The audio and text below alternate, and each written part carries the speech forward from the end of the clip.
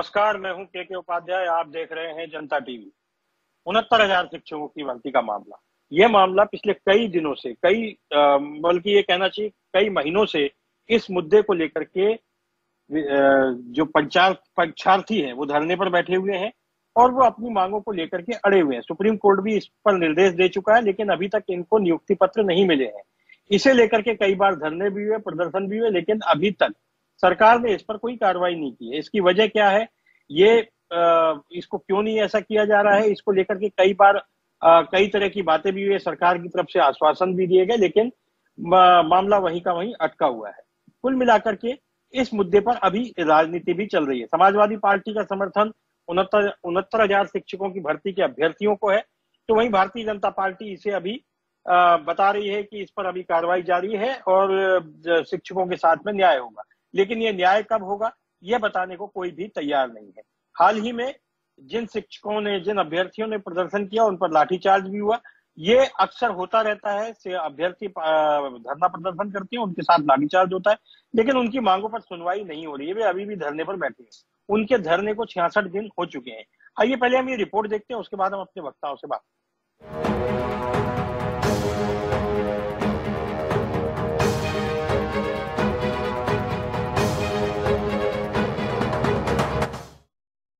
भर्ती मामले से जुड़े अभ्यर्थियों का संघर्ष खत्म होने का नाम नहीं ले रहा है। वह कभी बेसिक शिक्षा मंत्री संदीप सिंह के आवास का घेराव करते हैं, तो कभी मुख्यमंत्री के आवास के घेराव के कोशिश में हिरासत में ले लिए जाते हैं। अभ्यर्थी कभी लाठी तो कभी डंडे की मार सहते हैं, लेकिन कोई पूछने वाला नहीं कि आखिर इन अभ्यर्थियों की मांग क्या है। दरअसल उत्तर प्रदेश में 69,000 शिक्षक भर्ती का मामला ठंडा होने का नाम नहीं ले रहा है। सुप्रीम कोर्ट के आदेश के बावजूद वे राहत नहीं पा सके। जो सुप्रीम कोर्ट से आदेश हुआ है कि जो 1 नंबर पा करके पास हो रहे हैं उनको नियुक्ति दी जाए, लेकिन उत्तर प्रदेश की सरकार आज तक 1 साल से ज्यादा हो गया दोनों आदेश को आए हुए, अभी तक कुछ भी नहीं कर रहे। यहाँ पिछड़े दलितों का हक अधिकार नहीं दिया जा रहा है। 69,000 शिक्षक भर्ती में रिजर्वेशन स्कैम योगी आदित्यनाथ जी ने मान लिया है। अभ्यर्थी प्रदर्शन के जरिए सरकार तक अपनी आवाज पहुंचाने की कोशिश कर रहे हैं। पिछले 66 दिनों से लगातार राजधानी लखनऊ में धरने पर बैठे अभ्यर्थियों की बस यही मांग है कि सुप्रीम कोर्ट के आदेश को लागू किया जाए। प्रदर्शन करने वाले अभ्यर्थियों का कहना है कि कट ऑफ लिस्ट में 1 नंबर कम कर अभ्यर्थियों को शामिल करने के सुप्रीम कोर्ट के निर्देश को लागू करने के बजाय एक और सरकार उन्हें आश्वासन दे रही है, तो वहीं दूसरी तरफ पुलिस अपने बल का प्रयोग कर उन्हें भगाती है या फिर हिरासत में ले लेती है। ऐसे में अब 69,000 अभ्यर्थियों का भविष्य अधर में है। उत्तर प्रदेश में 69,000 शिक्षक भर्ती की अगर आप बात करें तो भारतीय जनता पार्टी की सरकार ने आरक्षण के साथ खिलवाड़ करने का प्रयास किया और जो की 69,000 शिक्षक भर्ती पड़ी हुई हैं और वो युवा बेरोजगार घूम रहे हैं, अपने अधिकार मांग रहे हैं। लेकिन उत्तर प्रदेश की गूंगी बहरी सरकार आज उनकी 69,000 शिक्षक भर्ती कब पूरी होंगी, कब उसकी प्रक्रिया पूरी होकर के उनको नौकरी मिलेगी, इसके बारे में कुछ भी साफ कहने को तैयार नहीं है। हमारे साथ आज इस मुद्दे पर चर्चा में हिस्सा लेंगे भारतीय जनता पार्टी से हैं, भाजपा के नेता विवेक श्रीवास्तव जी हैं, सुशील कुमार यादव हैं, उत्तर प्रदेश प्राथमिक शिक्षा मित्र संघ के, इसके अलावा भास्कर सिंह है, प्रदेश संरक्षक हैं पिछड़ा दलित मोर्चा के, और समाजवादी पार्टी से अशोक यादव हमारे साथ जुड़ेंगे। हम सुशील कुमार यादव से बातचीत की शुरुआत करते हैं, उत्तर प्रदेश प्राथमिक शिक्षा मित्र संघ के हैं। सुशील कुमार यादव जी, आपसे हम जानना चाहते हैं कि ये मामला है क्या, कहाँ लटका हुआ है, ये 1 नंबर कम करने वाला मामला क्या है, इसकी शुरुआत कहाँ से हुई है और अब तक ये मामला क्यों नहीं सुलझ पा रहा है। सुशील कुमार यादव जी। नमस्कार सर, इसमें देखिए 69,000 शिक्षक भर्ती हुई थी। उत्तर प्रदेश सरकार ने विज्ञापन जारी किया था, उसमें परीक्षा हुई थी। उस परीक्षा को पास करने के बाद सरकार ने एक लिस्ट जारी की। उस लिस्ट के अनुसार उन्होंने 69,000 शिक्षकों की नियुक्ति कर दी। लेकिन जब उस लिस्ट को बाद में देखा गया तो उस लिस्ट में लगभग 18,598 लोगों का ओबीसी और एससी एसटी के लोगों का हक छीन करके सामान्य वर्ग के अभ्यर्थियों को दे दिया गया, क्योंकि जो संविधान में व्यवस्था है 27% ओबीसी को आरक्षण देने की, उसका पालन नहीं किया गया। इस मामले को जब ओबीसी के अभ्यर्थियों ने, एससी के अभ्यर्थियों ने उठाया तो सरकार ने तो नहीं माना। फिर अभ्यर्थी कोर्ट गए और पिछड़ा वर्ग आयोग भी केंद्रीय पिछड़ा वर्ग आयोग। केंद्रीय पिछड़ा वर्ग आयोग और हाई कोर्ट ने दोनों ने माना कि 18,598 की आपने आरक्षण की लूट की है। इसमें अधिकारियों की मनमानी रही, उन्होंने सरकार को अंधेरे में रखा या सरकार की मिलीभगत रही, ये तो हम नहीं कह सकते। लेकिन हाई कोर्ट और केंद्रीय पिछड़ा वर्ग आयोग में उत्तर प्रदेश की सरकार ने स्वयं माना है कि इसमें पिछड़ा वर्ग और SC/ST वर्ग के अभ्यर्थियों की इसमें कहीं ना कहीं से चूक हुई है और उनकी जगह पर सामान्य अभ्यर्थियों को नौकरी दे दी गई है। उसके एवज में राज्य सरकार ने 6,800 लोगों की एक लिस्ट जारी की कि चलिए हमारा घोटाला हुआ है, और 18,000 का नहीं 6,800 का हुआ है। 6,800 की लिस्ट इन्होंने जनवरी 2022 में जारी की थी कि ये इनको हम नियुक्ति देंगे। लेकिन हुआ क्या कि जो 12,000 अभ्यर्थी बचे, उन्होंने कहा कि जब 18,000 का घोटाला आपने किया है तो आप 6,000 को नियुक्ति क्यों दे रहे हो, आप पूरे 18,000 को दीजिए। उसको लेकर के ये हाई कोर्ट चले गए। हाई कोर्ट में मामला लंबित है, सरकार ने मान भी लिया है कि आरक्षण घोटाला हुआ है, लेकिन उसके बाद भी नियुक्ति नहीं दे रहे हैं। ये तो बहुत ही समझ से परे है। पिछड़े वर्ग के लोगों के लिए ये विश्वासघात है, और ये क्या कहें, सरकार को मान लेना चाहिए। इसके साथ उत्तर प्रदेश में 1,47,000 शिक्षा मित्र जो 23 साल से पढ़ा रहे हैं, उनके लिए सरकार ने कब घोषणा की थी? चुनाव के पहले कहा था इनका 3 महीने में निस्तारण कर देंगे, लेकिन अभी तक सरकार ने कोई निस्तारण नहीं किया है, और मात्र 10,000 रुपए में वो अपने परिवार का गुजर बसर नहीं कर पा रहे हैं और आत्महत्या जैसे आत्मघाती कदम उठा रहे हैं। ठीक है सुशील कुमार जी। विवेक श्रीवास्तव जी, आप तो भारतीय जनता पार्टी से जुड़े हुए हैं, आपसे ये जानना चाहते हैं कि आखिर कहाँ मामला अटक क्यों रहा है। और ये सरकार तो खासतौर पे इस बार जो भाजपा की सरकार है और प्रधानमंत्री नरेंद्र मोदी हैं, लगातार ओबीसी की बात कर रहे हैं, पिछड़ों की बात कर रहे हैं। अपने बयानों में अक्सर ये कहते हैं कि हमारे सबसे ज्यादा ओबीसी मंत्री है, और ओबीसी को लेकर के अलग से काम भी भाजपा ने किया है। लेकिन जब इस तरह की बात, ये जो 69,000 शिक्षकों का मामला है, मेरे ख्याल से 1-1.5 साल हो गया है इस मामले को उलझे हुए। 2022 से सुशील कुमार जी बता रहे हैं कि 2022 से ये मामला अटका हुआ है। 18,000 शिक्षकों की भर्ती का जो मामला है, क्यों अटका हुआ है, आखिर दिक्कत कहाँ आ रही है? और जैसे अभी उन्होंने बताया कि 6,800 की लिस्ट जारी कर दी गई, तो जब जारी ही करना है तो पूरी लिस्ट जारी करने में दिक्कत क्या आ रही है? सरकार का अपनी तरफ से क्या कहना है, विवेक जी? उपाध्याय जी, पहली बात तो इस लिस्ट में आरक्षण संबंधित कोई घोटाला नहीं हुआ है। घोटाला नहीं है, मान लेते हैं घोटाला नहीं हुआ, लेकिन 18,000 शिक्षकों की नियुक्ति होनी चाहिए। हम ये मान लेते हैं कि गलती हुई, जो चयन आयोग होता है उसकी गलती हुई होगी, लेकिन फिर उसको देने में दिक्कत क्या है? मुझे आपने 2 मिनट समय दे दिया तो मैं आपको सारी चीजें स्पष्ट कर दूंगा। जी। ये लोग या तो गुमराह हैं या बच्चों को गुमराह कर रहे हैं। जी बताइए। 69,000 शिक्षक भर्ती हुई जी। अभी समाजवादी पार्टी के प्रवक्ता कह रहे थे कि लड़के उनकी भर्ती नहीं, वो टहल रहे हैं। पहली बात है, मैं आपको करेक्ट कर दूं, सुशील कुमार यादव जी समाजवादी पार्टी के प्रवक्ता नहीं है, वो प्रदेश महासचिव है प्राथमिक शिक्षक मित्र संघ के। तो आप बात करिए। अभी समाजवादी के प्रवक्ता अशोक यादव जी हमारे बीच में है, वो उन्होंने अभी अपनी बात कही नहीं है, वो अभी अपनी बात कहेंगे। जी अब बोलिए विवेक जी। उपाध्याय जी, आपने हैदर अब्बास की बाइट सुनवाई थी, तो उस बाइट को भी कंसीडर करते हुए उत्तर दे रहा हूँ। मैं दोनों के उत्तर दे रहा हूँ। 69,000 अभ्यर्थियों की भर्ती की गई शिक्षक के रूप में। जो लोग इसमें गए पिछड़ा वर्ग आयोग के पास, वो उन्होंने षड्यंत्र के तहत गए वहां पर, और पिछड़ा वर्ग आयोग ने उसमें प्रथम दृष्टया देखा कि साहब इसमें ये भर्ती में दिक्कतें आई हैं। उन्होंने एक पत्र जारी किया, ना अच्छे विद्वानों की वहां कमी, ना अच्छे विद्वानों की यहाँ कमी है। जो 6,800 की लिस्ट जारी हुई वही गलत जारी हुई लिस्ट। उस पे अनारक्षित वर्ग के अभ्यर्थी हाई कोर्ट गए। जब उस हाई कोर्ट ने उस लिस्ट को देखा तो पता चला कि साहब ये तो गलत जारी की गई है। ये पद छोड़े गए थे एक्स मिलिट्री मैन के लिए, फ्रीडम फाइटर के लिए, हैंडीकैप्ड के लिए। आनंद फानंद में कार्यों ने दबाव में आके सूची जारी की, वो कैंसिल कर दिया, क्वेश्चन कर दिया अदालत ने। ये जो कह रहे हैं साहब अदालत में उत्तर प्रदेश सरकार ने मान लिया कि गलती हुई, भ्रष्टाचार हुआ, ये सारे आरोप बेबुनियाद है। ये चाहते क्या है समझ लीजिए सुपर टेट और टेट 2 परीक्षाएं इसमें हुई है। टेट में क्वालिफाइंग अनारक्षित का 90 नंबर है और आरक्षित वर्ग का SC ST OBC का 82.5 नंबर है जी। और सुपर टेट में यही जनरल की क्वालिफाइंग अनारक्षित की हो जाती है 97 नंबर और आरक्षित की हो जाती है 90 नंबर। ये चाहते हैं कि एक जगह हम आरक्षित में रहें, दूसरी जगह अनारक्षित में घुस जाएं। ऐसा कोई विधान आरक्षण प्रक्रिया में नहीं है।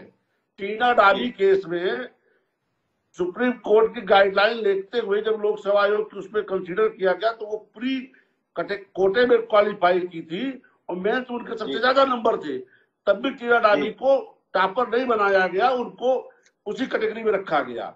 ये सुपर टेट में OBC या SC कैटेगरी में ही क्वालिफाई किए हैं। अब ये चाहते हैं कि मुझे सर टेट में ये SC ST OBC कैटेगरी में क्वालिफाई कर रहे हैं, अब सुपर टेट में चाहते हैं कि जनरल में घुस जाएं। ये प्रक्रिया में संभव नहीं है। ये समझना इनको। ठीक है सुशील जी इस पर कुछ कहना चाहते हैं? विवेक जी, बिल्कुल आपने टेक्निकल तरीके से समझाया है और आपने इसमें अभी किसी तरह की राजनीति की बात नहीं की है। सुशील जी, जो विवेक जी कह रहे हैं, विवेक जी ने कहा है कि इसमें कोई घोटाला नहीं हुआ है और न ही किसी तरह की गलती हुई है और उन्होंने अपनी तरीके से उसको जस्टिफाई करने की भी कोशिश की है। तो सुशील जी, इसमें इन विवेक जी की बात में और आपकी बात में डिफरेंस कहाँ पे है? आपका क्या कहना है इस मामले में? भास्कर जी, आपके पास में अभी आता हूँ और उसके बाद समाजवादी पार्टी से इस पर जवाब देंगे। जी सुशील जी। श्रीवास्तव जी से ये कहना चाह रहा था कि 69,000 के पद जब निकाले गए तो 69,000 की आपने भर्ती पूरी कर दी। उस भर्ती की संख्या में आपने क्या 27% OBC को आरक्षित दिया? आपने जैसे कहा कि ये लोग जनरल कैटेगरी में घुसना चाहते हैं, हम नहीं घुसना चाहते हैं। जो संविधान ने व्यवस्था दी है कि 27% OBC को आरक्षण मिलना चाहिए, क्या आपने उतने अभ्यर्थियों को नौकरी दी है? आपने तो जनरल के कैटेगरी के गुप्ता, श्रीवास्तव, ब्राह्मण, ठाकुर, उनको OBC में घुसेड़ दिया है। इसी बात की तो लड़ाई है। इसी बात की लड़ाई तो पिछड़ा वर्ग आयोग में हम लोग लड़ने गए, इसी बात की लड़ाई हम लोग हाईकोर्ट में लड़ने गए कि आपने जनरल के लोगों को हाईकोर्ट में भी इस पे हाईकोर्ट ने भी इस बात को माना है। विवेक जी का ये कहना है। सुशील जी, विवेक जी ये कह रहे हैं कि हाईकोर्ट ने भी माना है कि जो लिस्ट 6,200 की जारी की गई है वह भी सही नहीं जारी की गई है। मैं ठीक है विवेक जी, आप जवाब दीजिएगा, सुशील जी जवाब दे ले। ये राजनीतिक बहस नहीं है, ये बहुत शिक्षकों की भविष्य से जुड़ा मामला है। इसमें हम संवेदनशील मुद्दे पर बहस कर रहे हैं। सुशील जी। जी हाँ सुशील जी, आप जारी रखिए। जी, मैं ये कह रहा था कि जनरल के लोग OBC का डाका डाले हैं, इस बात को आप जस्टिफाई करिए। और पहली बार तो मैं चाह रहा था कि यहाँ पर कोई भाजपा में प्रवक्ता जो आता वो OBC समाज से आता, तब उसको समझ में आता कि OBC की जितनी सीटें बन रही थी उतनों को भर्ती क्यों नहीं की गई, तभी तो समझ में आता। भाई 69,000 का आप 27% निकाल लीजिए, कितनी संख्या होती है? उसमें आपने जनरल के लोगों को भर दिया। यही हाल आपने शिक्षा मित्रों के साथ किया। शिक्षा मित्रों को पास ना होने के कारण आपने बताया कि 100 मीटर दौड़ना है, सबने पढ़ाई की 30-35 पे, आपने रिजल्ट घोषित कर दिया 60-65 का। शिक्षा मित्र उसमें फेल हो गए। ठीक है, विवेक जी से जवाब ले लेते, फिर मैं फिर उसके बाद बहुत देर से हमारे इंतजार कर रहे हैं भास्कर सिंह जी, उनके पास आते। विवेक जी, अभी सुशील जी ने ये कहा कि 69,000 शिक्षकों की जब भर्ती हुई, नियमानुसार संविधान के अनुसार 27% आरक्षण उनको मिलना चाहिए। उनकी जगह भी जो अपर कास्ट के लोग हैं उनको भर्ती कर दिया गया। ये उनकी वो बहुत साधारण तरीके से उसको मांग रहे हैं। इसमें कहाँ दिक्कत है विवेक जी? ये तकनीकी मसला है। देखिए, मैं भी इस पे इतना जानकार नहीं हूँ तकनीकी दृष्टि से, लेकिन आप सब लोग क्योंकि इस मुद्दे से जुड़े हुए हैं तय तक, तो आप लोग बेहतर जवाब दे सकते हैं। विवेक जी। उपाध्याय जी, ये टीचरों की परीक्षा है, इसमें सुप्रीम कोर्ट की गाइडलाइन है कि इतने नंबर से नीचे वाले नहीं कंसीडर किए जाएंगे। 90 नंबर जनरल के टेट में होने चाहिए, उससे ऊपर वाले कंसीडर किए जाएंगे अनारक्षित वर्ग के। आरक्षित वर्ग के 82.5 नंबर, इससे नीचे वाले नहीं, इससे ऊपर वाले लिए जाएंगे। इसी के सर्टिफिकेट के साथ ये OBC SC ST में क्वालिफाई करते हैं।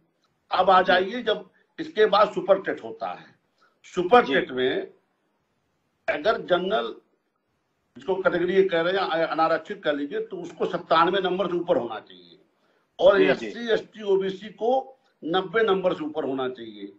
ये बार बार जो आरोप लगा रहे हैं, एक भी बच्चा ही ढूंढ के मुझको बता दे OBC SC ST कैटेगरी का जो टेट में 90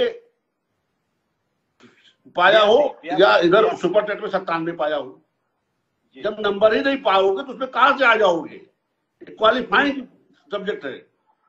ठीक है भास्कर जी, विवेक जी ने ये कहा कि विवेक जी को आपने सुना है, तो इसमें कहाँ दिक्कतें कहाँ आ रही हैं इसमें? भास्कर जी आप बताइए। उपाध्याय जी बहुत बहुत धन्यवाद कि संवेदन के मुद्दे को उठा रहे हैं, और विवेक जी का भी बहुत बहुत धन्यवाद कि जो ब्रीफ होकर के हैं उसके विषय में मैं भी कुछ फैक्चुअल चीजें जो है वो मैं क्लियर कर देना चाह रहा हूँ। तो बहुत बहुत आभार, बहुत बहुत धन्यवाद आपका। विवेक जी, आपने कहा कि 69,000 शिक्षक भर्ती में कोई घोटाला नहीं हुआ है या घोटाला नहीं हुआ है। आप बिल्कुल सही कह रहे हैं। 69,000 शिक्षक भर्ती ऐसी भर्ती है जिसमें घोटाला नहीं हुआ है, महा घोटाला हुआ है। ये उत्तर प्रदेश में इससे बड़ा दलित पिछड़ों का हक कभी नहीं मारा गया है। लोग घोटाला करते हैं तो 2 सीटें, 4 सीटें, 5 सीटें, 10 सीटों का करते हैं। आप 20,000 सीटें आपकी सरकार दलित पिछड़ों की उड़ा ले गई और आप कहते हैं कि घोटाला नहीं हुआ है। घोटाला नहीं, महा घोटाला हुआ है। और आप जो सुपर टेट और टेट कह रहे हैं उस पर मैं आपको बिल्कुल स्पष्ट कर दूं, सुपर टेट नाम की कोई चीज उत्तर प्रदेश बेसिक 1981 शिक्षा सेवा नियमावली में सुपर टेट नाम का कोई जिन्न नहीं है। ठीक है जी। यहाँ पर ATR है जिसको हम लोग सहायक अध्यापक शिक्षक भर्ती परीक्षा कहते हैं। अब मैं आपको थोड़ा सा डिटेल में समझा दूं। होता क्या है कि जो भी भर्ती है उस भर्ती से पहले या रिक्रूटमेंट से पहले कुछ क्वालिफिकेशंस होती हैं, कुछ एलिजिबिलिटीज होती है। उन एलिजिबिलिटीज को हर कैंडिडेट को गेन करना होता है, प्राप्त करना होता है। उसके बाद वो इस लायक हो पाता है कि वो किसी रिक्रूटमेंट प्रोसेस में फॉर्म भर सके। सबसे पहले शुरुआत करते हैं हाई स्कूल से। जब तक व्यक्ति हाई स्कूल नहीं क्वालिफाई करेगा, हाई स्कूल पास आउट नहीं करेगा, तब तक वो इंटर नहीं कर सकता है। जब इंटर कर लेगा उसके बाद ग्रेजुएशन करेगा, ग्रेजुएशन के बाद BTC B.Ed करेगा, और यदि वो शिक्षक भर्ती की लाइन में जाना चाहता तो उसको टीचर एलिजिबिलिटी टेस्ट क्वालिफाई करना होगा। और टीचर एलिजिबिलिटी टेस्ट जब क्वालिफाई कर लेगा तो फिर शिक्षक भर्ती के लिए एक परीक्षा होती है जिसको हम लोग सहायक अध्यापक भर्ती परीक्षा कहते हैं। और वो भर्ती परीक्षा को क्वालिफाई करना होता है। सहायक अध्यापक शिक्षक भर्ती परीक्षा को क्वालिफाई कर लेने मात्र से, TET क्वालिफाई कर लेने मात्र से किसी भी व्यक्ति को ये अधिकार नहीं हो जाता कि वो टीचर्स बने। सपोज दैट कि कोई व्यक्ति TET क्वालिफाई कर लिया, उसके पास कोई ये राइट नहीं है कि वो कहे कि हमको नौकरी दो। ठीक उसी तरीके से सहायक अध्यापक भर्ती परीक्षा ATR जब वो क्वालिफाई करता है तो वो कोई रिक्रूटमेंट प्रोसेस का हिस्सा नहीं है, वो केवल एक क्वालिफिकेशन है, एक एलिजिबिलिटी है, उसको प्राप्त कर लेगा। उसके बाद वो इस लायक हो पाएगा। आपकी बात का विवेक जी जवाब देना चाह रहे हैं। 1 मिनट भास्कर जी, विवेक जी की सुन लेते हैं वो क्या कह रहे हैं, उसके बाद आप जारी रखिए। विवेक जी। जी अजय जी जो ये कहानी बता रहे हैं, ये कहना चाहते हैं कि टेट अर्हता परीक्षा नहीं। मैं इनकी बात का लुबा बता दे रहा हूँ। है क्या, हाई स्कूल इंटर BA का इन्होंने उदाहरण दिया, वहाँ 33% सबको पासिंग मार्क होता है। क्या वहाँ OBC को 33 से कम में पास करते हो क्या? जब यहाँ पे तुम OBC में, SC ST में उससे नीचे 82.5 पे पास होके आ रहे हो, उसी सर्टिफिकेट के साथ आ रहे हो, तो कैसे कह रहे हो कि आपके लिए यहाँ पे क्वालिफाइंग नहीं है? विषय गुमराह मत करिए, कहाँ विषय सेंट्राइज रहिए। जी 1 मिनट सुशील जी, अभी अशोक जी भी हैं हमारे साथ में, और भास्कर जी आप अपनी बात पूरी करिए। जी पूरी कर लेने दीजिए, फिर मैं आपके सारे प्रश्नों का जवाब मिल जाएगा। ठीक है जी भास्कर जी बोलिए। मैं कह रहा था कि देखिए, जब तक सरकार भर्ती नहीं निकालेगी तब तक हम चाहे TET क्वालिफाई कर लें, चाहे ATR क्वालिफाई कर लें, हमको कोई राइट नहीं है कि हम शिक्षक बन सके। ठीक है, जो ATR है जिसको आप सुपर टेट कुछ लोग कहते हैं, कुछ लोग सहायक अध्यापक शिक्षक भर्ती परीक्षा कहते हैं, तो ये एक क्वालिफिकेशन से, ये केवल एलिजिबिलिटी है, मिनिमम एलिजिबिलिटी है। इसको जब आप क्वालिफाई करोगे तब आप इस लायक हो पाओगे कि जब कभी विज्ञापन निकलेगा, जब कभी अंदर इच्छा हो सरकार निकाले, इच्छा हो ना निकाले, जब कभी वो साल, 2 साल, 10 साल, 50 साल में निकाले के विज्ञापन, तब आप उसमें फॉर्म भरोगे और उसके बाद फॉर्म भरने के बाद क्या होगा, तब मेरिट बनेगी, तब ये चयन के मानक तय हो गए कि शिक्षक कैसे बनाया जाएगा। तब वहां पर ये 1981 कहती है कि तब शिक्षक बनने के लिए आपको आपके हाई स्कूल के प्राप्तांक का 10% जुड़ेगा, इंटर का 10 जुड़ेगा, ग्रेजुएशन का 10 जुड़ेगा, इसके अलावा टीटी और एटीआरई का 60% जुड़ेगा और ग्रेजुएशन का 10 होगा, यानी 40 आपका अकेडमिक क्वालिफिकेशन होगा और उसके बाद जो है एटीआरई का जुड़ जाएगा। ये परसेंट जुड़ने के बाद फिर एक क्वालिटी पॉइंट मेंटेन होगा। उस क्वालिटी पॉइंट में जिसका क्वालिटी पॉइंट सबसे ज्यादा होगा उस पर्सन को अनरिजर्व में भेजा जाएगा और उसके बाद डिसेंडिंग ऑर्डर में आता है तो 69,000 अगर सपोज दैट है तो 69,000 में ऊपर से 50% भर लिए जाएंगे। उसमें चाहे ओबीसी हो, एससी हो, जनरल हो, फ्रीडम फाइटर हो, एक्स सर्विसमैन हो, मेल हो, फीमेल हो, इसका कोई मतलब नहीं। उसका एकमात्र पैमाना केवल और केवल क्वालिटी पॉइंट्स रहेगा। और वो क्वालिटी पॉइंट्स कैसे बनेंगे, हाई स्कूल, इंटर, ग्रेजुएशन और टीटी और सॉरी एटीआरई, इन सबको मिला करके तब वो बनेगा। उसमें जिसका क्वालिटी पॉइंट सबसे ज्यादा होगा उस कैंडिडेट को ये माना जाएगा कि ये कैंडिडेट अनरिजर्व में जाएगा कि रिजर्व में जाएगा। जब 50% क्वालिटी पॉइंट का मेंटेन हो जाएगा फिर 27% ओबीसी का होगा, 21% एससी का होगा, उसके बाद 2% एसटी का होगा। ठीक है, तो जो सर ये बता रहे हैं श्रीवास्तव जी कि टीईटी में उसने 82 पा लिया, एटीआरई में 90 पा लिया, 97 पा लिया, तो ये केवल और केवल क्वालिफिकेशन है, इनके आधार पर भर्ती नहीं हो जा रही है। इनके आधार पर ये कोई नहीं कह सकता कि हमको नौकरी दे दो। नौकरी तो उसको कब मिलेगी, जब उसके हाई स्कूल में भी ज्यादा होंगे क्योंकि उसका भी 10% जुड़ रहा, जब उसके इंटर में ज्यादा होंगे, उसके ग्रेजुएशन में ज्यादा होंगे, इन सबके क्योंकि उसका पूरा एकेडमिक रिकॉर्ड देखा जाता, पूरा एकेडमिक रिकॉर्ड जिसका मेंटेन होगा उसके आधार पर क्वालिटी पॉइंट मेंटेन होंगे। उन क्वालिटी पॉइंट्स में जिसका ज्यादा जाएगा वो कैंडिडेट जो है आपके पास आता हूँ। आपने बहुत तकनीकी और बहुत टेक्निकल तरीके से अपनी बात को रखा है। अशोक यादव जी हमारे साथ है, समाजवादी पार्टी। समाजवादी पार्टी लगातार 69,000 शिक्षकों की भर्ती वाले मामले में अभ्यर्थियों के साथ में है और उनका समर्थन किया है। आपका अशोक यादव जी इस पर क्या स्टैंड है, इस पर क्या कहना है? क्या इसमें घोटाला हुआ है, गलती हुई है या चूक हुई है? उधर विवेक श्रीवास्तव जी जो अपने तर्क दे रहे हैं उस हिसाब से लगता है कि विवेक जी ने अभी कोई राजनीतिक बात नहीं की। पहले तो ये उन्होंने बहुत तकनीकी तरीके से अपनी बात को रखा है और उसी तरीके से सुशील कुमार यादव जी और भास्कर सिंह जी ने भी रखा है। तो मैं तो खुद ही कंफ्यूज हो रहा हूँ कि आखिर में इसमें सच्चाई है क्या। विवेक जी आपके पास आ रहा हूँ, बस 1 मिनट अशोक यादव जी से पहले उनका वर्जन ले लेते हैं, उसके बाद आपके पास और सुशील जी। लगातार हम बात कर रहे हैं और चूंकि हम चाहते हैं कि इस मुद्दे पर समाधान तक पहुंचा जाए बजाय कि इस पे राजनीति हो, क्योंकि इसमें नुकसान उन लोगों का हो रहा है जो इसके वाकई हकदार हैं। मेरा सिर्फ इतना कहना। अशोक यादव जी, आपसे भी यही उम्मीद है कि हम इसको इस तरीके से रखें कि जिन लोगों को इसका लाभ मिलना चाहिए उसे इसका लाभ मिले, कि बजाय कि राजनीतिक खींचतान के हम एक दूसरे पर आरोप लगाए। अशोक यादव जी। देखिए उपाध्याय सर, विवेक जी की बात सही है, क्योंकि जो भास्कर जी और जो सुशील जी ने जो टेक्निकल पॉइंट्स बताए हैं यहाँ पे, उसके बाद मुझे नहीं लगता कि कोई चीज उसमें बची है। बहुत ही स्पष्ट तरीके से इन लोगों ने इस टेक्निकलिटी को समझाया है। दूसरी बात, विवेक जी जो बात कर रहे हैं, अगर उनकी बात अगर हम सही मानते हैं तो क्या जो पिछड़ा आयोग ने इस भर्ती प्रक्रिया को ये माना है कि इसमें पिछड़ों का हक मारा गया, दलितों का हक मारा गया है, तो क्या विवेक जी के अनुसार पिछड़ा आयोग भी गलत है क्या? हाई कोर्ट ने भी इससे अपनी टिप्पणी की है, हाई कोर्ट ने भी इससे संज्ञान लिया है और उसने हाई कोर्ट ने भी टिप्पणी किया कि लगभग 19,000 पिछड़े दलितों के हक को मारा गया। तो अगर विवेक जी सही हैं तो क्या ये पिछड़ा आयोग गलत है या माननीय उच्च न्यायालय गलत है? अच्छा, दूसरी बात की जो स्पष्ट रूप से यहाँ पे परिलक्षित हो रहा है कि जो 27% पिछड़ों का आरक्षण है उपाध्याय जी, उसके जगह पे इन्होंने दिया सिर्फ 3.8%। अच्छा, 3.8% आरक्षण इन्होंने दिया है और जो दलितों का 21% होता आरक्षण उसको उन्होंने दिया 16.2%।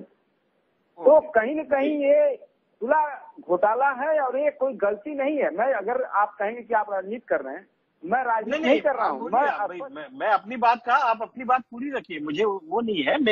ये कहने का आशय ये है कि हमारा जो उद्देश्य है वो ये है कि जो अभ्यर्थी है उनको उसका लाभ मिले, चाहे समाजवादी पार्टी हो, चाहे भाजपा हो, या अन्य दो हमारे साथी हैं भास्कर जी और सुशील जी हों। जी अशोक जी। उपाध्याय जी स्पष्ट रूप से ये पिछड़े और दलित समाज के साथ इन्होंने धोखा देने का काम किया है, और धोखा हम इसलिए कर रहे हैं क्योंकि ये टेक्निकलिटी एरर नहीं है, ये जानबूझकर किया गया घोटाला है। और घोटाले को अंजाम देने वाले जो योगी सरकार के अफसर हैं, ये सरकार की मंशा के अनुरूप इन्होंने घोटाले को अंजाम देने का काम किया है। और ये जो पिछड़ा अभी जो 2022 का विधानसभा चुनाव होने जा रहा था, तब इन्होंने कहा नहीं हम समायोजन करेंगे, हम ऐसे करेंगे। आप अगर 19,000 आपने घोटाला किया है तो आप 6,800 क्यों समायोजन करेंगे? आपको तो जितना घोटाला उतना समायोजन आपको करना चाहिए, लेकिन आप कह रहे हैं हम 6,800 का जो समायोजन करेंगे। तो कहीं न कहीं से इनकी मंशा में खोट है। और पिछड़ा समाज जो कि लगातार भारतीय जनता पार्टी को दोनों हाथ से गले लगाया, लेकिन भारतीय जनता पार्टी ने उसके पीठ में छुरा घोंपने का काम किया। आप देखेंगे कि लगातार जिस तरह से आज के डेट में जो वहाँ पे जो शिक्षक भर्ती में जो लोग आंदोलन कर रहे हैं, उनके ऊपर लाठियां चलाई जा रही हैं। वो महिलाएं जो अपने छोटे छोटे बच्चों के साथ लखनऊ में जाके बेचारी शिक्षिकाएं, जो मतलब होने वाली शिक्षिकाएं जिनकी नौकरियां गई हैं, वो लोग कितनी दुर्दशा से गुजर रही हैं। आप पिछड़े समाज की नौकरियों को छीन रहे हैं, आप दलित समाज की नौकरियों को छीन रहे हैं, और उनके हाथ में 5 किलो राशन की भीख पकड़ा रहे हैं। आप उनके साथ उनके आने वाली पीढ़ियों का भी भविष्य चौपट करना चाहते हैं। आप आज से नहीं, उपाध्याय जी 1990 से जब से मंडल कमीशन लागू हुआ, इन्होंने पूरा उस नैरेटिव को, मंडल कमीशन के नैरेटिव को इन्होंने कमंडल के माध्यम से डिरेल्ड करने का काम किया और उन्होंने बीपी सिंह की सरकार गिरा दी। आज 2014 के बाद से जब से मोदी जी सत्ता में आए हैं, लगातार पिछड़े दलितों को कमंडल के माध्यम से दूसरी तरफ उनको भटकाया जा रहा है, ताकि वो पढ़ लिख न सके, वो अपनी नौकरियां न पा सकें। उनको 5 किलो राशन और 500 रुपए सम्मान निधि के नाम पे जो है खाली भीख देने का काम भारतीय जनता पार्टी करे। तो लगातार जो काम हो रहा है उत्तर प्रदेश में, ये उत्तर प्रदेश की जनता जान रही है, और पिछड़ा समाज, दलित समाज इस पे जागरूक है। और इनको इसका अगर ये नहीं देंगे तो समाज, पिछड़ा समाज इनको जान गया है। उस चुनाव में इसका रिजल्ट देगा पिछड़ा समाज भारतीय जनता पार्टी को। ठीक है, जवाब दीजिए। देखिए, जो इन्होंने भास्कर जी ने जो विषय बताया हाई स्कूल इंटर बीए का, सब में पासिंग मार्क 33% होता है। कोई 33% से नीचे पाके पास नहीं होता। टेट में यहाँ पे विभाजन हो गया। जो अनारक्षित कोटे के वो 90 नंबर से पास हुए, जो आरक्षित कोटे के वो 82.5 माने गए। यही से इनका विभाजन हो गया। अब ये आगे जो सुपर टेट हुआ, जिसका ये कुछ और नाम बता रहे हैं अपने तरीके से, उसमें ये 97 नंबर रहा अनारक्षित के लिए, और आरक्षित के लिए रहा 90 नंबर, कि इससे नीचे वाले नहीं टीचर बन सकते, इससे ऊपर वाले। मैं ये लोग जो लोग घोटाले का आरोप लगाते नहीं थक रहे, इनसे विनम्रता से पूछ रहा हूँ, कोई एक ओबीसी लड़का ढूंढ लाओ जो टेट में 90 नंबर पाया हो और सुपर टेट में 97 से ऊपर हो, और जिसका ना हुआ हो। तो ये कहने वाले केवल गुमराह हैं, वो गुमराह कर रहे हैं जो लोग। फिर एक मिनट विवेक जी, ये एक अशोक यादव जी जो बोल रहे थे, उन्होंने कहा पिछड़ा आयोग ने भी माना कि इसमें गलत हुआ है, हाई कोर्ट ने भी माना है, और अगर हुआ है तो 27% की जगह 3.8% आरक्षण क्यों दिया गया? 6,000 अगर गलत हुआ था तो 19,000 को क्यों नहीं दिया गया?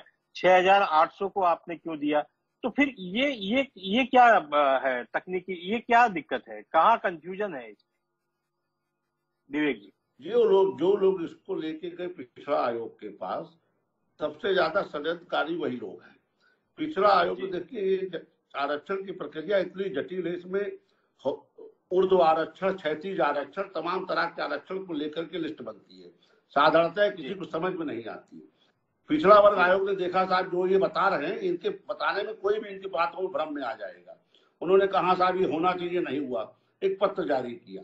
पिछड़ा आयोग का पत्र सरकारों के लिए बाध्यकारी नहीं है, एक चीज। उसके दबाव में यहाँ स्टेट गवर्नमेंट के अधिकारियों ने, जो वहाँ जहाँ भी अच्छे बुद्धिमान लोग यहाँ भी है ना, वहाँ बुद्धिमानों कमी ना यहाँ बुद्धिमानों कमी है, 6,800 की लिस्ट जारी कर दी। ये 6,800 पद वो हैं जो रुके हुए थे क्षैतिज आरक्षण के, भूतपूर्व सैनिक के, फ्रीडम फाइटर के, हैंडीकैप्ड के उठा के जारी कर दिया 6,800। आप जब टोटल मिलाएंगे तो 6,980 पद ये बचे हुए थे, 68 तो उठा के जारी कर दिया। उस पे अनारक्षित लोग, कोटे के लोग गए कोर्ट का, साहब ये गलत हो रहा है, तो हाई कोर्ट ने जब उसको समझा तो उस लिस्ट को क्वेश्चन कर दिया जी। अब जो विषय जो सरकार के स्तर पर जो निर्णय के लिए पेंडिंग है, एक प्रश्न ऐसा आया था जिसके 2 उत्तर होते थे, उसमें भी लोगों ने धरना प्रदर्शन किया सुप्रीम कोर्ट में, उसमें डायरेक्शन आया है। तो सुप्रीम कोर्ट के उस डायरेक्शन पे सरकार ने कहा कि ठीक है, आप लोग प्रत्यावेदन दे दीजिए कि कौन कौन इस प्रश्न को किए हैं, अटेम्प्ट किए हैं जी। तो जो अटेम्प्ट किया होगा उसी को सरकार कंसीडर कर सकती है, ये इसके भी नियम होते हैं परीक्षा के। तो उस पर सरकार ने सहानुभूति पूर्वक विचार करके बोला है कि हम इसको कंसीडर करेंगे। हाई कोर्ट में भी कहा है और उन बच्चों से भी कहा है, 3-4 दिन पहले शिष्टमंडल गया था बात करने का। आरक्षण घोटाले का जो इनका आरोप है ये सरासर बेबुनियाद है, ऐसा कहीं कोई घोटाला नहीं है, ये केवल गुमराह कर रहे हैं लोगों को। बिल्कुल ठीक है विवेक जी, आपने अपनी बात बहुत अच्छे तरीके से रखी है। सुशील जी, आप कुछ कहना चाहते थे? सुशील जी आपके बाद फिर भास्कर जी, मैं आपसे भी जवाब दूं। सुशील जी, हाँ आप कुछ कहना चाह रहे जी। आदरणीय श्रीवास्तव जी, मैं आपको बता दूं कि यहाँ पर जो धरना लोग दे रहे हैं वो सारे 90 से ऊपर के टीटी पास हैं, सारे 90 के ऊपर सुपर टेट पास हैं, उनका लिस्ट में नाम आया हुआ है। उन सारे लोग, मेरा 111 नंबर है श्रीवास्तव जी, आपको अधिकारियों ने भ्रमित किया, कृपया जानकारी सुधार लें। मेरे खुद के 111 नंबर हैं, मेरे खुद के 111 नंबर हैं। कहिए तो मैं मार्कशीट आपको भेज दूं, आपके जहां मिले मैं आपको लेके दे दूं। क्या आप कोट करोगे हमको नौकरी दिलाने की? 111 नंबर। आप जानकारी आपको पूरी नहीं है, कृपया जानकारी सुधार लें। ये सारे बच्चे सारी हालत पूरी करके धरना देने आए। सुशील जी वो क्या कह रहे हैं जी? विवेक जी, टेट में क्या नंबर, सुपर टेट में क्या, दोनों नंबर बताइए अपने आप। मेरा 111 टेट में है और 98 है उसमें सुपर टेट में, लेकिन आरक्षण की वजह से हम रह गए, सिर्फ आरक्षण की वजह से। आप जब जहाँ कहें मैं आपको मार्केट करके सारी लेकर के आ जाऊंगा। और जितने बच्चे यहाँ बैठे हैं वो सारे टेट और सुपर टेट में क्वालिफाई हैं, वो केवल लिस्ट में, आपकी जो लिस्ट की गड़बड़ी हुई है उसकी वजह से ये बेचारे रह गए, वरना ये सब टीचर बन गए होते। और अभी हाईकोर्ट ने राज्य सरकार से पूरी की पूरी लिस्ट मांगी है, लेकिन आपके अधिकारी दे नहीं पा रहे हैं। 3 महीने से आपके अधिकारी टहला रहे हैं, माननीय हाईकोर्ट को पूरी लिस्ट नहीं दे पा रहे। अगर एक बार लिस्ट दे देना तो आपके अधिकारी जेल जाएंगे, आप माने या ना माने आपके अधिकारी जेल जाएंगे, हाईकोर्ट भेजेगा जिससे पूरी लिस्ट ठीक है सुशील जी, ठीक है हम जवाब ले लेते हैं विवेक जी से। वो क्योंकि विवेक जी ने भी अभी तक कोई इस तरह की बात नहीं की है कि जो राजनीतिक तरह की बात की, उन्होंने जो भी बात की है टेक्निकल तरीके से की है। और विवेक जी भी जो अपनी सुशील जी, मेरा कहना ये कि वो अपनी बातों को रख रहे हैं और आपने जो अभी कहा है उस पर हम विवेक जी से जवाब ले लेते हैं, उसके बाद फिर भास्कर जी से बात करते हैं। विवेक जी, देखिए मैं फिर कह रहा हूँ कि ये टेट क्वालिफाइंग है और सुपर टेट पे नहीं, जैसा विवेक जी अभी उन्होंने बहुत स्पष्ट कहा कि उनके नंबर आए हैं 111। कितने सुशील जी बताया आपने? ये 111 नंबर, 111। तो विवेक जी फिर इसमें जो आप कह रहे हैं और इनकी बात, आपकी दोनों की बातों में अंतर कहाँ आ रहा है? 111 नंबर पूछिए किसका बता रहे हैं? टेट का बता रहे हैं। टेट में कितना सुशील जी? जी टेट में 111 है। टेट में 11 है, 111 है, ठीक। यहाँ पे आपने कैटेगरी अप्लाई की नहीं की है? ओबीसी बिल्कुल। अरे मैं क्यों नहीं करूंगा, बिल्कुल किया है, हर फॉर्म में है, हर जगह है, सब कंप्लीट है। अब आ जाइए, यहाँ सुपर टेट में कितने नंबर हैं? 98। सुपर टेट में 98 98 है। तो अब आप पहले 97 थे, सुप्रीम कोर्ट के आदेश के बाद 98 एक नंबर बढ़ गया। हाँ, वो एक नंबर बढ़ गया उसी पे जो क्वेश्चन वाला जो विषय था, ठीक। अब आप ये बताएं कि क्या जो आपकी जो ओबीसी की सूची बनी है उसमें आपसे कम नंबर वाले का हो गया है? हुआ, लेकिन हमसे कम नंबर जो जनरल में थे उनका हो गया। जैसे जनरल की कैटेगरी बनी तो आप जितने परसेंटेज उनका आरक्षण उतना ही दोगे। हमारे 3% आरक्षण आपने दिया, वहाँ 24% कहाँ चला गया? मान लीजिए हम कह रहे हैं, आप मान लेते हैं कि ओबीसी के लोगों के नंबर कम थे, लेकिन क्या उसकी जगह दूसरे लोगों को आप भर्ती कर दोगे? अब वो जनरल दूसरी कैटेगरी को भर्ती कर दोगे क्या? एक मिनट सुशील जी, विवेक जी को बोलने दीजिए, बहुत गंभीर चर्चा हो रही है, विवेक जी को बोलने दीजिए सर जी। हाँ विवेक जी आप बोलिए। विवेक जी अब आ रही है मेरी आवाज? विवेक जी आपको मिल रही है? मुझे लगता है विवेक जी के साथ हमारा कनेक्शन कट गया है। जब तक हमारी तकनीकी टीम इसको देखती है, भास्कर जी अभी आपने विवेक जी को भी सुना और हमारे अशोक यादव जी ने भी अपनी बात रखी थी और सुशील जी भी बात करें। तो सुशील जी और भास्कर जी आपकी जो बातें हैं वो कमोबेश एक जैसी है, क्योंकि आप लोग पीड़ित पक्ष के ही लोग हैं जो धरना दे रहे हैं, उनके साथ में है। ये दिक्कत आ कहाँ रही है? एक और सवाल इसमें मैंने नोट किया था कि 1 नंबर कम करने वाला ये क्या मामला है? ये तो शायद अभी जो बात हो रही थी उसमें 98 से 97 था, 98 हो गया। सुशील जी यही है ना? हाँ भास्कर जी आपसे जानना चाहते हैं। मैं थोड़ा सा मैं विवेक सर से सारी चीजें क्लियर करना चाह रहा था, लेकिन पता नहीं क्यों वो हमें सुन पा रहे हैं नहीं सुन पा रहे हैं, लेकिन फिर भी मैं आपको सुन रहे हैं। आप सुन रहे हैं। विवेक जी आपको आवाज आ रही है? विवेक जी उनको आवाज आना जरूरी है दरअसल उनके तक आवाज नहीं, लेकिन आप बोलिए, चलिए हम सवाल करेंगे। विवेक जी आपको आवाज आ रही है? उनसे कनेक्शन कट गया। भास्कर जी आप बोलिए, हम उनसे सवाल रिपीट कर लेंगे। जी सर, जैसे विवेक श्रीवास्तव जी ये कह रहे थे कि जो वो बार बार एक मुद्दा उठा रहे हैं कि टीईटी में 82 आ गया, 82 आ गया या 90 नंबर आ गया तो उसको रिजर्वेशन वही होगा और दोबारा रिजर्वेशन नहीं ले सकता है। ठीक है, तो सर ये जानकारी श्रीवास्तव जी को करेक्ट करनी चाहिए अपनी, कि यहाँ पर जो संविधान की मूल अवधारणा है उसके तहत हर विज्ञापन में 2 तरीके की चीजें होती हैं। पहली चीज तो रिजर्वेशन होता है, दूसरी चीज होता है रिलैक्सेशन, जिसको छूट बोलते हैं।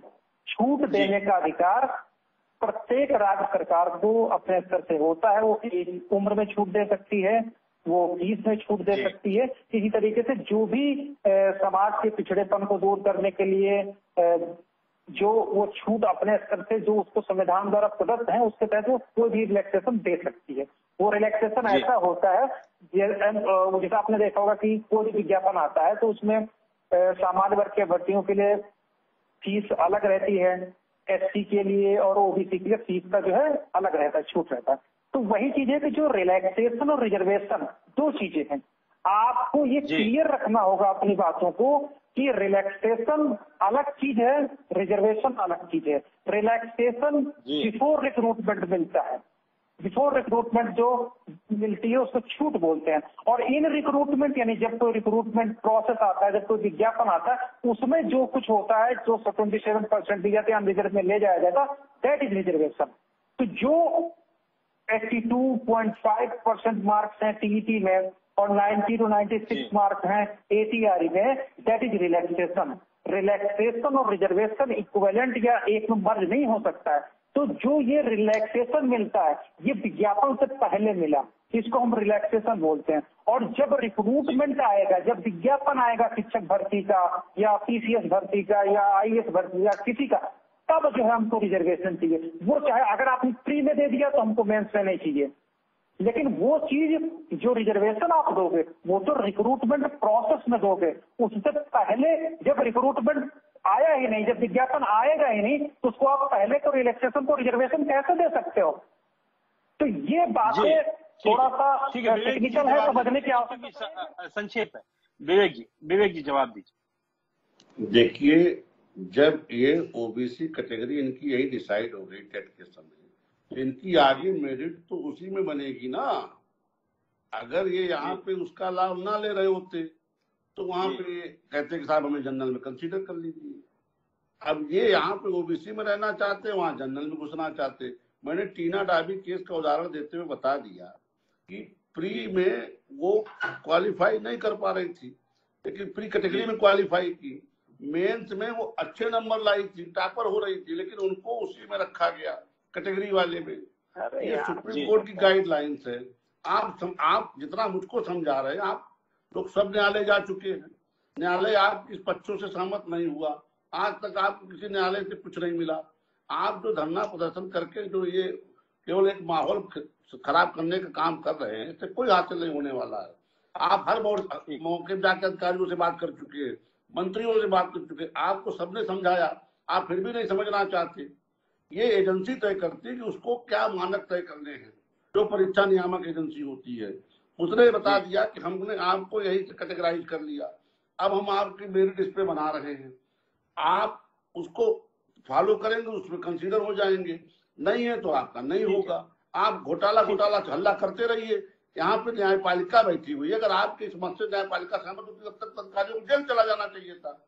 कोई कहीं नहीं आप सहमत कर पाए। आप एक पिछड़ा वर्ग आयोग कह रहे हैं कि जो लिस्ट मांगी गई है अभ्यर्थियों की वो कोर्ट में पेश ही नहीं की जा रही है, क्योंकि अगर वो कोर्ट में भेज देंगे तो अधिकारी जेल जाएंगे। वो तो ये लोग कह रहे हैं इस बात को। विवेक जी, आरोप है सारी पत्रावली कोर्ट में तलब, इसीलिए वो जो 1 नंबर वाला जो अटेम्प्ट करने वाला विषय वो नहीं निपट पा रहा है। अभी उसमें अधिकारियों ने कहा कि साहब हम उसको कर रहे हैं अगली तारीख से पहले, 20 तारीख उसमें शायद डेट लगी हुई है। ये कहना है जो इस तरह की बार बार महाघोटाला करके सरकार के खिलाफ माहौल बनाने की कोशिश करे विपक्ष के साजिश में, ये ठीक नहीं है। आप न्यायपालिका के पास चले जाइए, आपको ज्यादा दिक्कत है तो आप गए भी हैं, हर जगह गए हैं आप, कहीं से आपको कोई रिलीफ नहीं मिली इस मुद्दे पे। ठीक है, अशोक यादव जी, भास्कर जी 1 मिनट, अशोक यादव जी से भी कमेंट ले लेते हैं। अशोक यादव जी, ये आखिर ये जैसे विवेक जी का कहना है कि इस मामले में कोर्ट से कहीं कोई रिलीफ मिली नहीं है, और इसमें नियमों का हवाला देते हुए उन्होंने अपनी बात को समझाने की कोशिश की है। तो फिर जो आप विपक्ष की पार्टी है, विपक्षी पार्टी होने के नाते आपका स्टैंड क्या है? आप इस पर कहाँ तक जाना चाहते हैं? क्या आप इनके साथ में कोर्ट गए हैं? क्या आपकी तरफ से कोई पैरवी कर रहा है? क्या इस मुद्दे को लेकर के समाजवादी पार्टी ने कोई प्लानिंग की है फर्दर?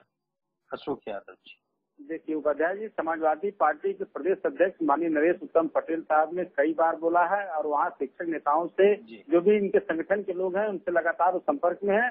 जिस भी तो उन्होंने कहा कि आर्थिक, कानूनी या जिस तरह की भी मदद होगी, समाजवादी पार्टी पूरी तरह से इस अन्याय के खिलाफ खड़ी है उनके साथ।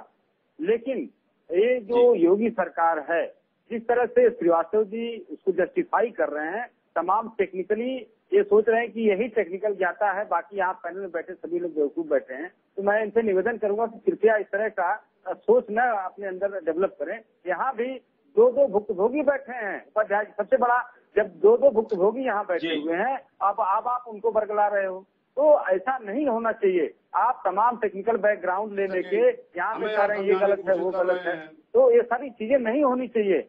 बस जो हमारा मानना है कि जो 27% आरक्षण है, अगर ये जो सुशील जी या ये जो दूसरे हमारे भाई हैं जो ये कह रहे हैं, क्या ये टेक्निकली तो इनकी बातें बिल्कुल सही है, जो हम लोग जानते हैं भास्कर जी, ये बिल्कुल टेक्निकली सही बात बोल रहे हैं। तो अगर आप उस एलिजिबिलिटी में आते हैं तो आपको 27% आरक्षण देने में क्या दिक्कत हो रही भाई?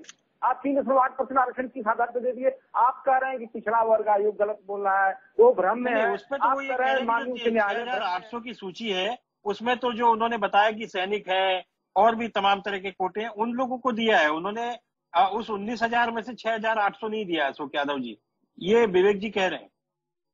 देखिए, उन्होंने तमाम तरह के आरक्षण के बाद क्षैतिज आरक्षण और कौन कौन सा आरक्षण बता रहे हो, लेकिन मैं ये पूछना चाहता हूँ, क्या 27% आरक्षण देने में आपको क्या प्रॉब्लम हो रही थी? अगर सरकार चाहती है, अगर उसकी नियत में खोट नहीं रहता। मामला कोर्ट में है, कोर्ट में ये मामला है, तो कोर्ट में भी तो ये फैक्ट गए होंगे। हम मान लेते हैं विवेक जी ने जो तथ्य रखे हैं हो सकता है वो सच न हो, लेकिन कोर्ट तो तथ्यों पे ही अपनी राय देगा ना। तो कोर्ट ने जो राय दी है, तो अगर कोर्ट अगर कोई गाइडलाइन तय कर देगा, मान लीजिए सुप्रीम कोर्ट कोई गाइडलाइन तय कर देगा, वो तो मानने के लिए बाध्य होगी ना सरकार, राज्य सरकार। क्या पिछड़े या दलित या महिलाएं हर जगह अपने लिए न्याय खोजने के लिए कोर्ट जाना पड़ेगा उनको?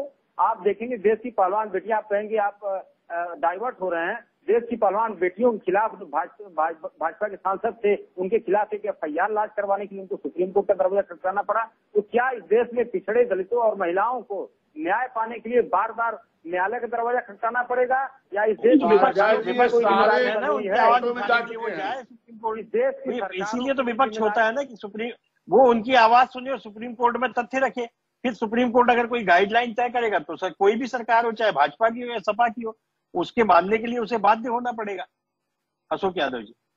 देखिए उपाध्याय जी, क्या ये बताइए, मैं सिंपल पूछ रहा हूँ कि FIR लॉन्च कराने के लिए क्या सुप्रीम कोर्ट जाना पड़ता है? अभी FIR की बात नहीं है, अभी हम लोग जो बात कर रहे हैं वो 69,000 शिक्षकों की भर्ती से जुड़ा हुआ मामला है।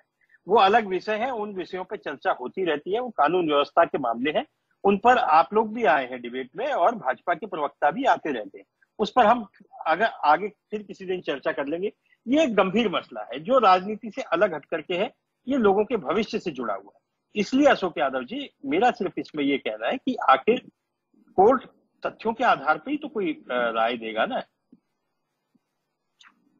माननीय उच्च न्यायालय ने माना है, उनके जो वकील का मैं बयान पढ़ रहा था, सुदीप करके जो वकील इनके हैं, उन्होंने उनका स्टेटमेंट में पढ़ रहा था, उन्होंने माना, उन्होंने कहा कि माननीय उच्च न्यायालय ने इस बात को मतलब एग्री किया है कि घोटाला हुआ है, और घोटाला लगभग अगर SC और OBC का दोनों का आरक्षण मिला के अगर देखा जाए तो लगभग 19,000 का संख्या बैठती है।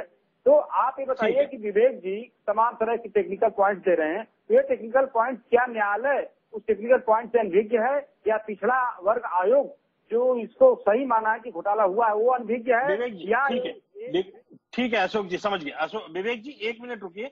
सुशील जी आप बहुत संक्षेप में अपनी बात कहिए, भास्कर जी आप कहिए, उसके बाद पूरा कंक्लूजन हम विवेक जी से लेंगे क्योंकि हमारे पास समय कम है। सुशील जी, ये जो अभी आपने पूरा कन्वर्सेशन सुना है, विवेक जी का भी और भास्कर जी का भी और अशोक यादव जी ने भी अपनी बात बहुत तफसील से रखी है।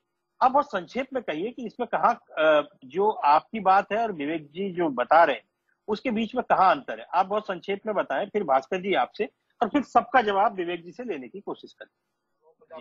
सर मैं आपके माध्यम से श्रीवास्तव जी से कहना चाहता हूं कि आप सरकार में हैं, आपकी पार्टी की सरकार है और आपकी पार्टी ने सदैव OBC और SC का साथ लेकर चलने की बात की है।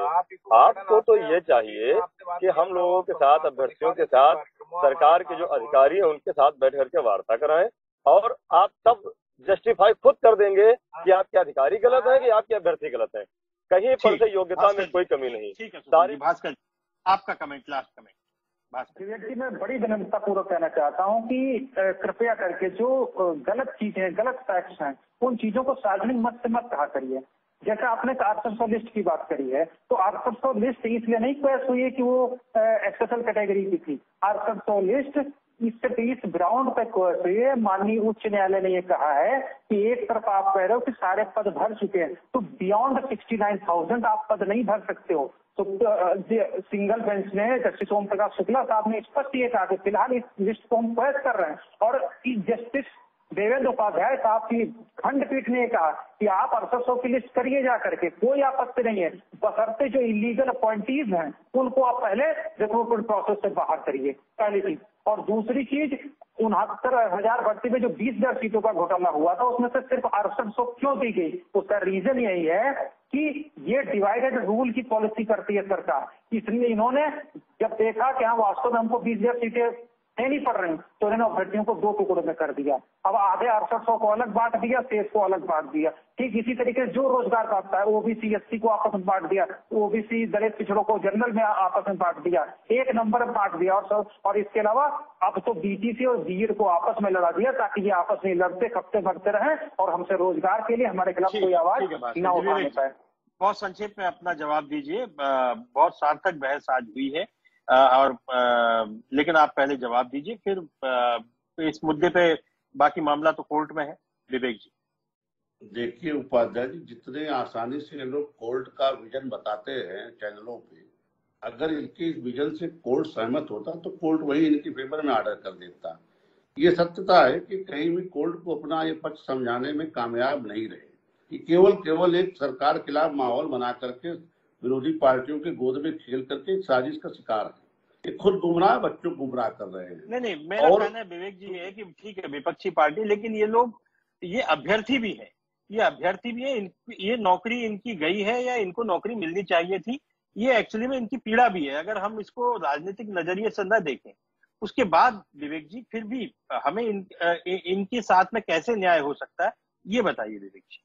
70,000 शिक्षक भर्ती के लोगों की भर्ती हो चुकी है, उसमें 68,000 की जो सूची आई तो उसको हाई कोर्ट में पेश कर दिया। ठीक, एक नंबर जो छात्र जो क्वेश्चन नहीं अटेम्प्ट किए थे या जो अटेम्प्ट किए थे, जो गलत क्वेश्चन आया था उसका भी विषय चल रहा है।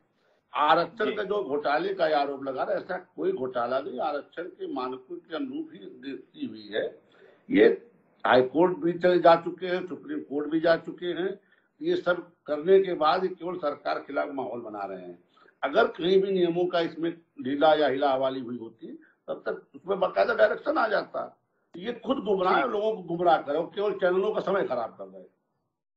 ठीक है विवेक जी, मुझे लगता है कि इस विषय पर अभी बहुत लंबी बहस जारी है और होती रहेगी। आप सब लोग हमारे साथ जुड़े, हमने एक ऐसे विषय को उठाने की कोशिश की जिसको लेकर के लगातार लोग सड़कों पर है, आंदोलन कर रहे हैं, धरना कर रहे हैं। इसका जल्द ही किसी न किसी तरह से समाधान निकले, ये हम भी चाहते हैं। आप सब लोगों का बहुत बहुत धन्यवाद। नमस्कार।